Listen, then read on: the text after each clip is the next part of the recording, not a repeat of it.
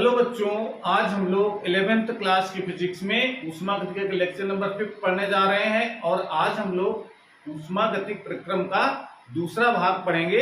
इसके पहले वाले भाग में हम लोगों ने यानी लेक्चर नंबर 4 में हम लोगों ने पढ़ा है चक्रीय प्रक्रम क्या होता है, इसका कार्य हम लोग कैसे ज्ञात करते हैं चक्रीय प्रक्रम में, वो डिटेल में हम लोग पढ़ चुके हैं। और आज हम लोग इसका दूसरा भाग पढ़ने जा रहे हैं और आज हम लोग पढ़ेंगे समदाबी प्रक्रम और समआयतनी प्रक्रम क्या होते हैं और इसमें हम कौन कौन से विशेषताएं होती हैं।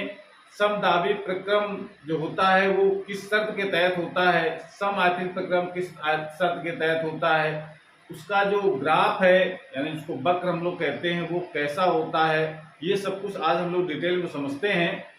तो जैसा कि सबसे पहले हम लोग ये डालेंगे समदाबी प्रक्रम, जिसको इंग्लिश हम लोग कहते हैं आइसोबारिक प्रोसेस। तो समदाबी से नाम ऐसे ही लग रहा है कि वह प्रक्रम जिसमें अवस्था परिवर्तन के समय दाब स्थिर रहता हो, ऐसे प्रक्रम को हम समदाबी प्रक्रम कहते हैं। अब समदाबी प्रक्रम के एग्जाम्पल कौन से होते हैं, कौन सा ऐसा प्रक्रम हो सकता है। तो समदाबी प्रक्रम का मतलब होता है कोई भी ऐसी घटना आप देखिए जिसमें दाब स्थिर रहता हो।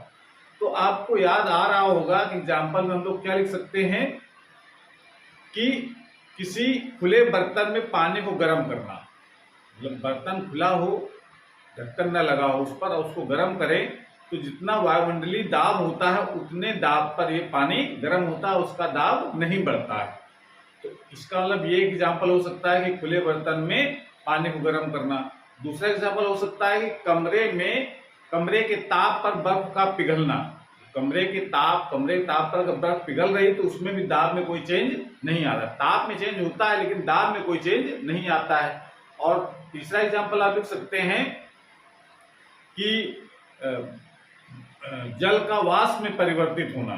जब वाष्पीकरण होता है जल का, वो उसमें भी दाब कांस्टेंट रहता है, दाब में कोई चेंज नहीं आता है। जब वाष्पीकरण में टेम्परेचर कम हो जाता है लेकिन दाब कांस्टेंट रहता है। तो ये एग्जांपल्स आप लिख सकते हैं। ठीक है, पहला एग्जांपल क्या बताया हमने, पहला एग्जांपल का नाम पहला एग्जांपल हम लोग कह सकते हैं कि खुले बर्तन में द्रव को गर्म करना या जल को गर्म करना, कुछ भी हो सकता है। दूसरा एग्जांपल आप देख सकते हैं कमरे के ताप पर बर्फ का पिघलना। तीसरा एग्जांपल बता सकते हैं कि जल का वाष्पीकरण होना यानी जल का भाप में परिवर्तित होना। ये सब एग्जांपल्स समदाबी प्रक्रम के होते हैं। उसके बाद ये हम लोग जरा समझें कि ये जो दाब में जो दाब स्थिर रखने जो परिवर्तन किया जाता है वो किस नियम के तहत होता है। तो आपने पढ़ रखा होगा चार्ल्स का नियम, दाब का नियम, बायल का नियम। ये हम लोग गैसों वाला जो चैप्टर आएगा उसमें हम लोग पढ़ेंगे गैसों के सिद्धांत में। लेकिन उसका यहाँ पर एग्जाम्पल के तौर पर याद रखना है कि जो समदाबी परिवर्तन होता है वो चार्ल्स के नियम के अनुसार होता है। अब अगर प्रश्न आ जाए कि चार्ल्स का नियम होता क्या है, तो चार्ल्स का नियम होता है कि स्थिर दाब पर किसी गैस के निश्चित द्रव्यमान का आयतन उसके परम ताप के अनुक्रमानुपाती होता है। यानी जैसे जैसे ताप बढ़ेगा वैसे वैसे उसका आयतन बढ़ता है लेकिन दाब कांस्टेंट होना चाहिए। तो ऐसे नियम को हम लोग कहते हैं चार्ल्स का नियम। चार्ल्स का नियम एक्चुअल में होता क्या है, चार्ल्स का नियम क्या होता है, V डायरेक्टली प्रोपोर्शनल होता है T। जब इस डायरेक्टली हटाते हैं तब कांस्टेंट लगता है, कांस्टेंट को उधर छोड़ते हुए T को बटे में ले आते हैं, V/T बराबर क्या हो जाता है, constant. V/T equal to constant होता है। तो ध्यान रखना है कि जो समदाबी प्रक्रम होता है वो चार्ल्स के नियम के अनुसार होता है। ठीक है, अब बात आती है कि जब हम समदाबी प्रक्रम की बात करेंगे तो दाब स्थिर रखते हुए अगर P और V के बीच ग्राफ अगर खींचें कि दाब ना चेंज हो और P और V के बीच में ग्राफ खींचे तो कैसी रेखा प्राप्त होगी, जरा देखते हैं।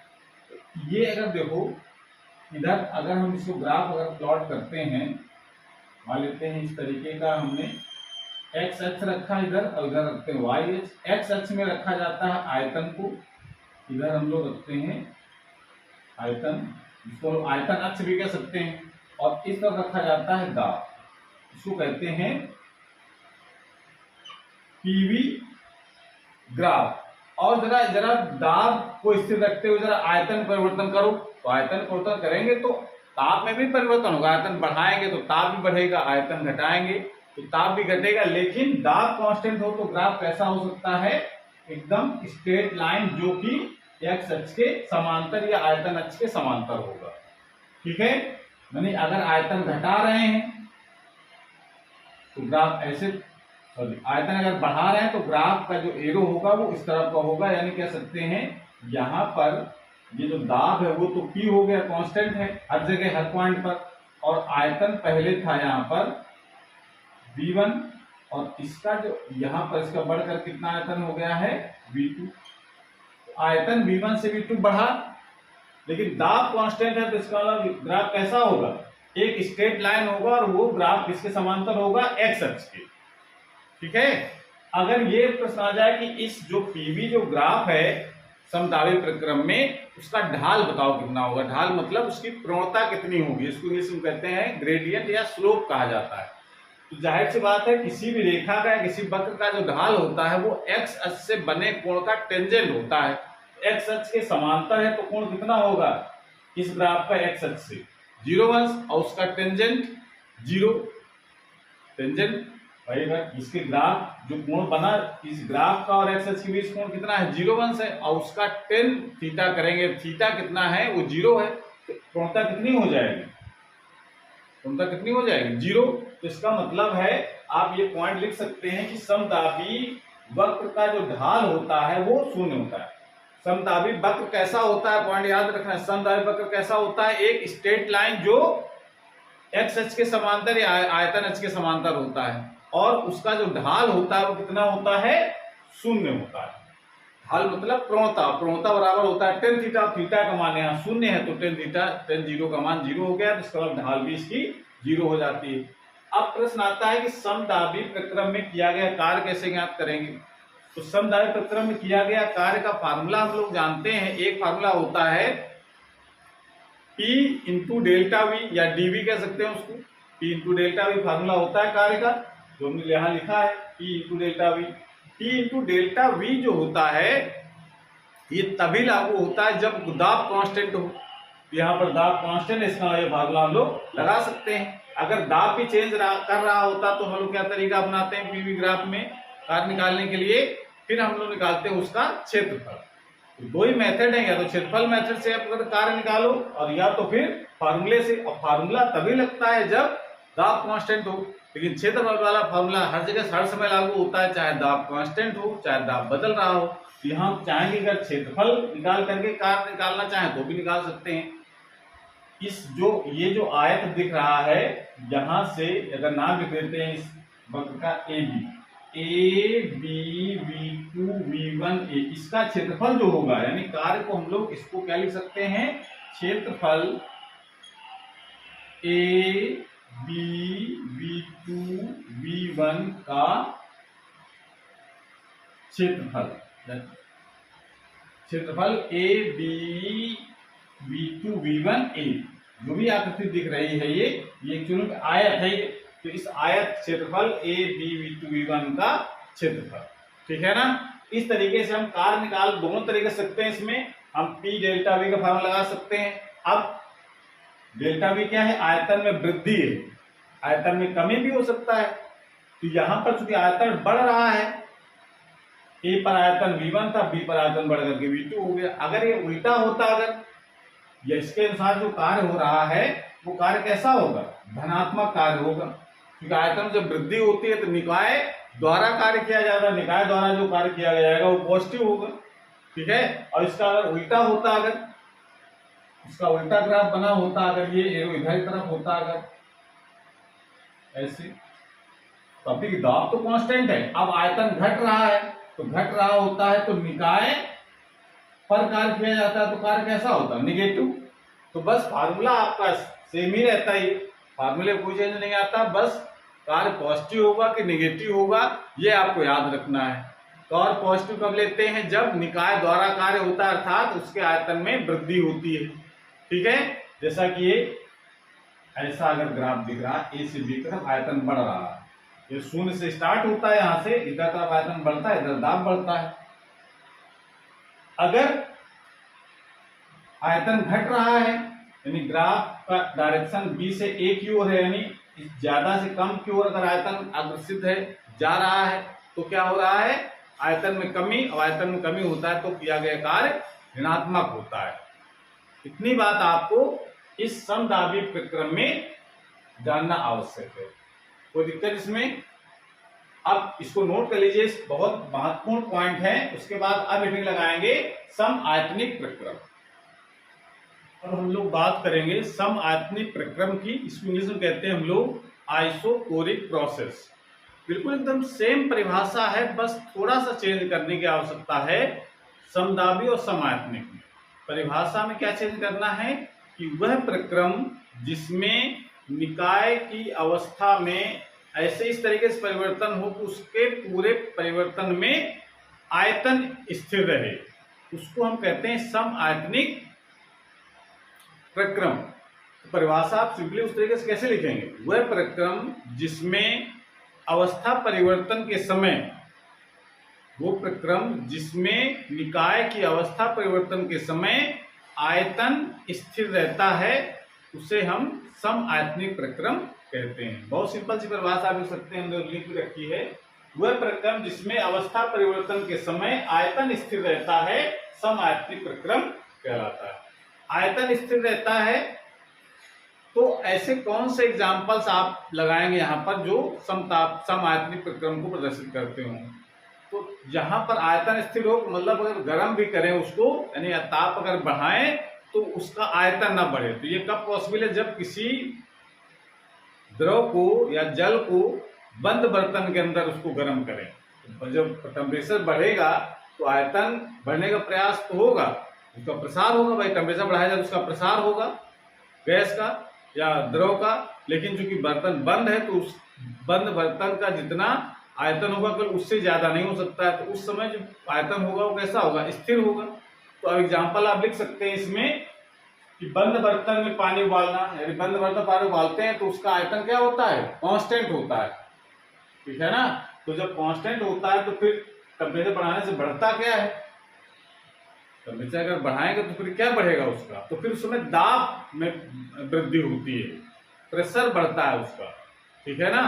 तो प्रेशर बढ़ता है तो वो किस नियम के तहत होगा ये परिवर्तन, तो ये जानते हैं कि जब आयतन स्थिर रख करके जब ताप बढ़ाया जाता है तो उसका दाब बढ़ता है। और ये परिवर्तन किस नियम के तहत हो रहा है, गेलुसाक का नियम है, उसको दाब का नियम कहते हैं। दाब का नियम प्रश्न आता है कि गेलुसाक या दाब का नियम है क्या। भाई गेलुसाक का नियम कौन सा है, दाब का नियम को, दाब का नियम ही गेलुसाक ने बताया है, इस वजह से इसको हम लोग गेलुसाक का नियम भी कहते हैं। तो नियम क्या कहता है कि स्थिर आयतन पर किसी निश्चित द्रव्यमान का दाब उसके परम ताप के अनुक्रमानुपाती होता है। नियम क्या कहता है कि जो दाब है वो ताप के अनुक्रमानुपाती होता है। तो जब इसको कांस्टेंट जब लगाएंगे समानुपाती से हटा करके तो वो कांस्टेंट ये रहेगा नियतांक, और ये टी आ जाएगा पक्षांतर करके बटे में नीचे, इसका P/T = कांस्टेंट, ये होता है दाब का नियम, ठीक है। तो पॉइंट आप याद रखेंगे, सम आयतनिक जो परिवर्तन है वो किस नियम के तहत होता है, दाब के नियम के अनुसार, जबकि समदाबी परिवर्तन किस नियम के तहत होता है, चार्ल्स के नियम के अनुसार। नियम भी आपको याद रखने हैं, हालांकि नियम हम लोग डिटेल में पढ़ेंगे, जो हमारा अगला जो चैप्टर होगा गैसों का अलगत सिद्धांत, उसमें हम लोग नियमों को डिटेल में पढ़ते हैं। फिलहाल इस नियम को यहाँ पर इस तरीके से याद रखना है। और फिर बात आती है कि जो हम सम आयतनिक प्रक्रम में जो पीवी ग्राफ होता है वो कैसा होता है, इसको कहते हैं सम आयतनिक वक्र। सम आयतनिक वक्र कैसा होगा, तो सम आयतनिक वक्र की अगर परिभाषा पूछा जाए किसे, तो क्या परिभाषा हम लिखेंगे सम आयतनिक वक्र की, तो उसकी परिभाषा आप क्या लिख सकते हैं बताइए। इधर तरफ हमको आयतन रखना है, इधर रखना है दाब को। तो स्थिर आयतन पर दाब और आयतन के बीच खींचा गया ग्राफ सम आयतनिक ग्राफ कहलाता है। बात क्लियर हो गई। जैसे समदाबी ग्राफ, समदाबी वक्र था, उसको हम लोग परिभाषा कैसे लिख सकते थे, स्थिर दाब पर दाब और आयतन के बीच खींचा गया ग्राफ समदाबी वक्र कहलाता है। और स्थिर आयतन पर P और V के बीच खींचा गया ग्राफ वो सम आयतनिक वक्र कहलाएगा। तो ये वक्र कैसा होगा, आप अनुमान लगा सकते हो कि आयतन स्थिर रखना है इस ग्राफ में। आयतन तभी रख सकते हैं जब हम एकदम वर्टिकल यानी एकदम ऊर्ध्वाधर दिशा में स्ट्रेट लाइन हो, यानी स्ट्रेट लाइन किसके समांतर हो, वाई अक्ष यानी दाब अक्ष के समांतर अगर लाइन है, या कह सकते हैं एक्स अक्ष के लंबवत है, तब आप यहां पर ये कह सकते हैं कि ये जो ग्राफ हमारा है ए से बी वाला, इस ग्राफ को हम कह सकते हैं सम आयतनिक वक्र। और सम आयतनिक वक्र कैसा है, एकदम स्ट्रेट लाइन है। स्ट्रेट लाइन में अलग समदाबी भी था, लेकिन अंतर क्या था, समदाबी जो वक्र था वो एक्स अक्ष के समांतर था, यानी आयतन अक्ष के समांतर था, लेकिन यहाँ पर सम आयतनिक वक्र में क्या है तो सरल रेखा यहाँ पर भी, लेकिन वो एक्स अक्ष के लंबवत है या वाई अक्ष के समांतर कह सकते हैं। ठीक है, तो ये पॉइंट आपको ध्यान रखना है कि जो सम आयतनिक वक्र में पीवी ग्राफ एक सरल रेखा प्राप्त होती है, लेकिन सरल कैसी है, एक्स अक्ष के लंबवत या वाई अक्ष के समांतर। दूसरी बात इसमें है कि सम आयतनिक वक्र का जो ढाल होता है वो कितना होता है, तो ढाल का मतलब हमको पता होना चाहिए। ढाल का मतलब क्या होता है, जो ग्राफ या रेखा है उसका एक्स अक्ष के साथ कितना झुकाव कोण है, पहले तो ये निकालना है। ठीक है, तो झुकाव कोण आपने देखा, तो जो लंबवत है एक्स अक्ष के, तो कोण कितना हो जाएगा 90 डिग्री का। ये कोण कितना बन रहा है 90 अंश, तो कोण 90 अंश बनेगा, और उसका भी tan थीटा, जो प्रणोता का सूत्र आपको याद रखना है, प्रणोता m बराबर होता है tan थीटा के। अब थीटा का मान अगर यहाँ पर 90 हो गया तो m का मान कितना हो जाएगा, अनंत। तभी हम कहते हैं कि सम आयतनिक वक्र का जो ढाल या उसको प्रणोता भी कहते हैं, कितनी होती है, अनंत होती है।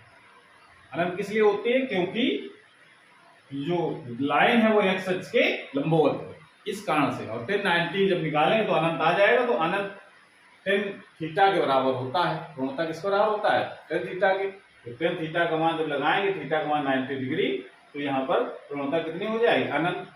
और फिर आता है किया गया कार्य, बताओ सम आयतनिक प्रक्रम में कितना कार्य होता है।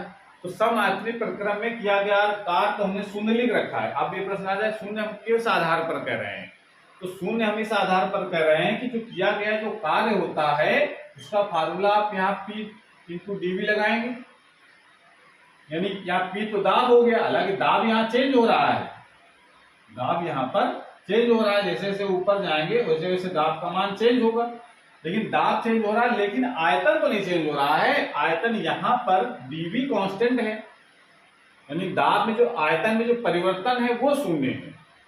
दाब तो चेंज हो रहा है, वो तो ग्राफ पता चल रहा है, लेकिन आयतन में जो परिवर्तन है वो शून्य है, यानी आयतन कांस्टेंट है यहाँ पर।